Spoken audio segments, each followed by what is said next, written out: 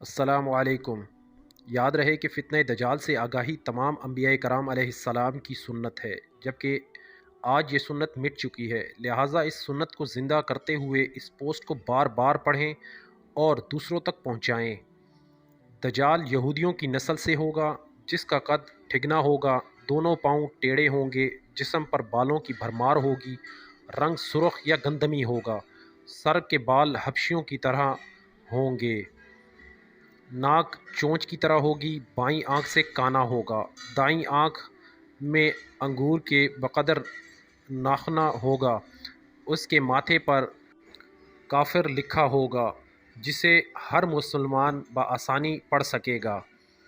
اس کی آنکھ سوئی ہوئی ہوگی مگر دل جاگتا رہے گا۔ شروع میں وہ ایمان و اصلاح کا دعویٰ لے کر اٹھے گا، لیکن جیسے ہی تھوڑے بہت متبعین میسر ہوں گے وہ نبوت اور پھر خدائی کا دعویٰ کرے گا۔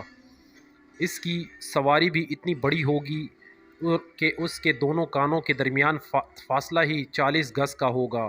ایک قد تا حد نگاہ مسافت کو طے کر لے گا۔ دجال پکا جھوٹا اور اعلیٰ درجے کا شبد باز ہوگا۔ اس کے پاس غلوں کا ڈھیر اور پانی کی نہریں ہوں گی۔ زمین میں مدفون تمام خزانے باہر نکل کر شہد کی مکھیوں کی مانند اس کے ساتھ ہو لیں گے۔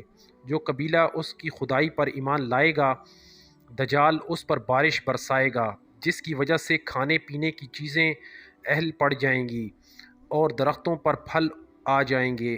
کچھ لوگوں سے آ کر کہے گا کہ اگر میں تمہارے ماؤں اور باپوں کو زندہ کر دوں تو کیا تم میری خدائی کا اقرار کرو گے؟ لوگ اسبات میں جواب دیں گے، اب دجال کے شیطان ان لوگوں کے ماؤں اور باپوں کی شکل لے کر نمودار ہوں گے۔ نتیجتاً بہت سے افراد ایمان سے ہاتھ دھو بیٹھیں گے۔ اس کی رفتار آندھیوں سے زیادہ تیز اور بادلوں کی طرح رواں ہوگی اور کرشموں اور شبدہ بازیوں کو لے کر دنیا کے ہر ارچپا کو روندے گا۔ تمام دشمنان اسلام اور دنیا بھر کے یہودی امت مسلمہ کے بغض میں اس کی پشت پناہی کر رہے ہوں گے۔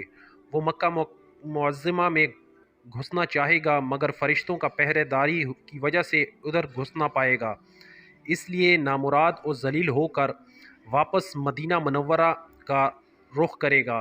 اس وقت مدینہ منورہ کے 7 دروازے ہوں گے اور ہر دروازے پر فرشتوں کا پہرا ہوگا، لہٰذا یہاں پر بھی منہ کی کھانی پڑے گی۔ انہی دنوں مدینہ منورہ میں 3 مرتبہ زلزلہ آئے گا۔ والسلام۔